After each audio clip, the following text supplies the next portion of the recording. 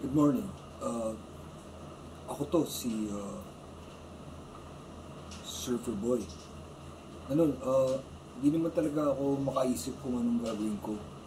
Ayoko nga masyado maging artist masyado or like, kasi hindi talaga masaya kung masyadong artist. Tignan mo si Kurt Cobain nagpakamatay dahil masyado nga silang artist. Hindi raw masaya. Kaya nagpakamatay. Kaya hindi ko ginagawang maging artist masyado. Kunti lang naman yung na-paint. Marami, pero tinigil ko yung mga na-paint ko, gano'n. Tapos gumawa ko ng mga machine na pang music na may special light effects. Tapos na lahat yun. Masyado rin talaga akong artist, pero mas okay yung ginagawa ko mga movies lang, mga actor, mga gano'n. Mga reels, mga ganito, mga videos. Mga salita-salita lang, hindi mo masyadong art yun, kundi acting. Tapos ginagawa ko ngayon, Tagalog naman yung sinasabi ko. Hindi ko pala, tinetesting ko lang talaga kung ganun, magiging okay pa ako pag magtatagalog ako. So ginagawa ko, konti lang Tagalog ko palagi ngayon, kasi ganun. Yung mga followers tayo na, sa ibang bansa, kahit hindi halata na gano'n na marami akong followers or something, napapansin ko na obserba ko yung mga itsura ng mga pina-follow ko na tumitingin din sila sa akin. Hindi lang nagpapahalata, pero gumagawa din sila ng mga paraan na kung ano man yung ginagawa ko sa social media, may mga ginagawa sila na napapansin ko na about me naman talaga yung sinasabi nila. Pero gano'n, di ko naman masyadong ginagawang mag-Tagalog para gano'n, para English, para universal yung language, lahat maiintindihan, lahat ng uri ng tao maiintindihan yung sinasabi ko. Na gano'n, ginawa kong Tagalog muna ngayon. Gusto ko lang makita kung maganda yung tunog ko bilang Tagalog yung salita. Total, Pilipino ako eh. Tsaka, may mga panahon na nagsisimula pa lang ako mag-artista.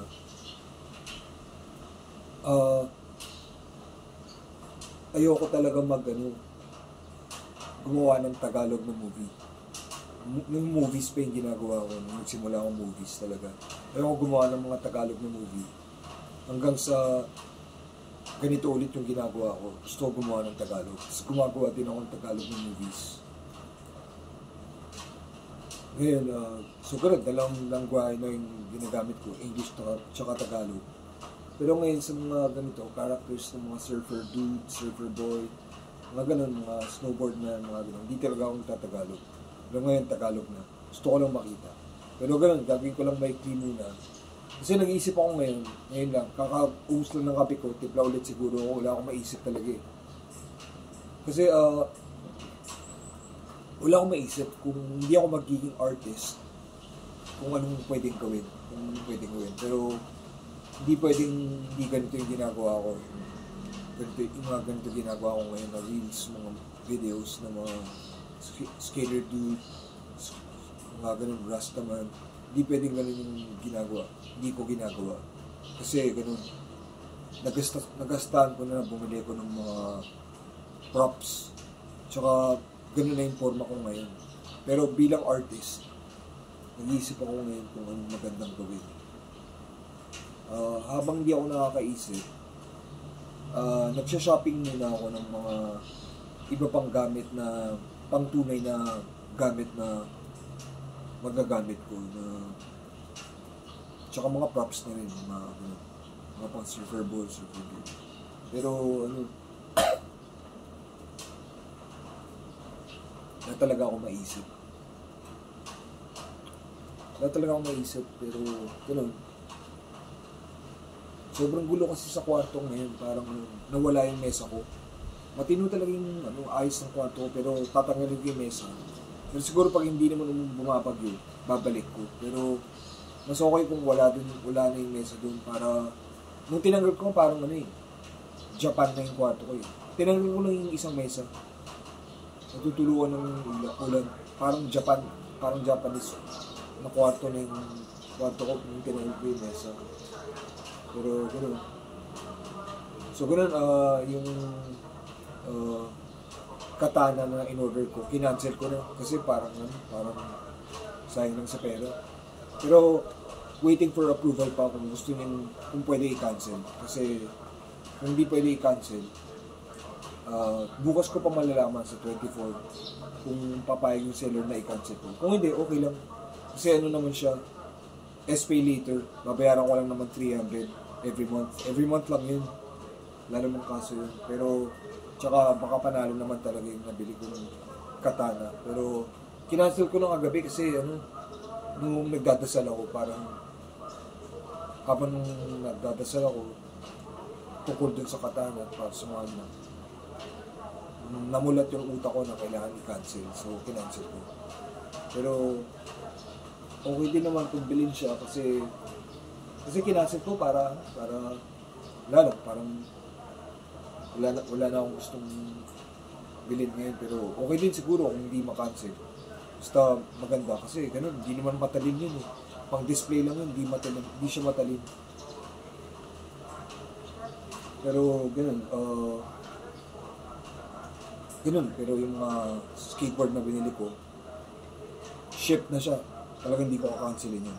Dati ko ba gusto bilhin yun? Hindi ko lang nabili dati kasi isa na lang yun, tapos may nauna na. Tapos ngayon, may bagong stocks, nabili ko ulit ng ganung presyo. Ngayon, hintay ko lang lahat ng mga binili ko, tapos yun, di talaga ako makaisip kung anong gagawin ngayon. Pero marami tayong pwedeng gawin, lalo na sa mga wig, pampabilis talaga ng yun. Yung mga wig, pampabilis talaga ng paggawa ng content. Pero hindi ko muna sinusuot ngayon. Kasi hindi ako makaisip kung anong pwedeng iba pang gawin. Anyway, siguro ang okay gawin ngayon, yung mga outfit ko sa mga iba-ibang modes, gagawin ko na lang. Like right now, gumising ako kanina mga 5, naka-surfer, dapat surfer ako ngayon.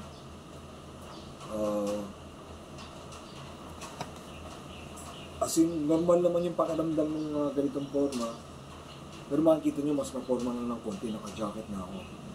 Saka, ganun.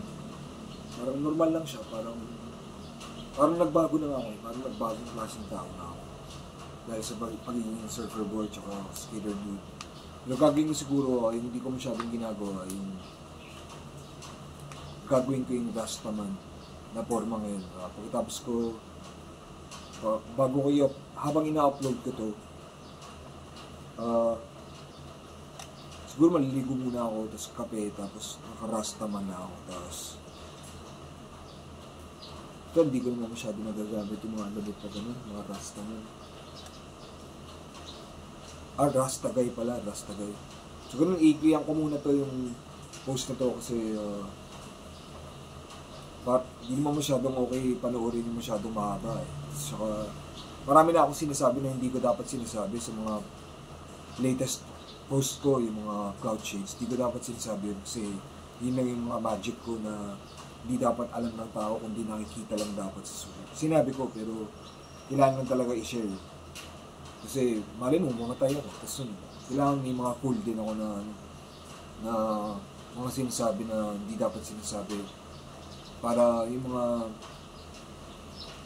makahanap ng mga ganun, iilaw sila na yung mga ilaw sila galing sa akin. So, ganun nalalabuan na ako doon sa mesa kasi doon ko dinadampot yung Biblia ko para magbasa ako. Tapos ngayon, naguguluhan ako kung paano ko babasa yung Biblia ko na bago yung order ng kwarto ko. So, ganun. Iisip ako ng isip mo na kami sa kwarto kung anong pwede gawin. Kung anong pwede gawin doon sa Biblia, yun na lang. Kung paano ko babasahin. Sige. Surf's up.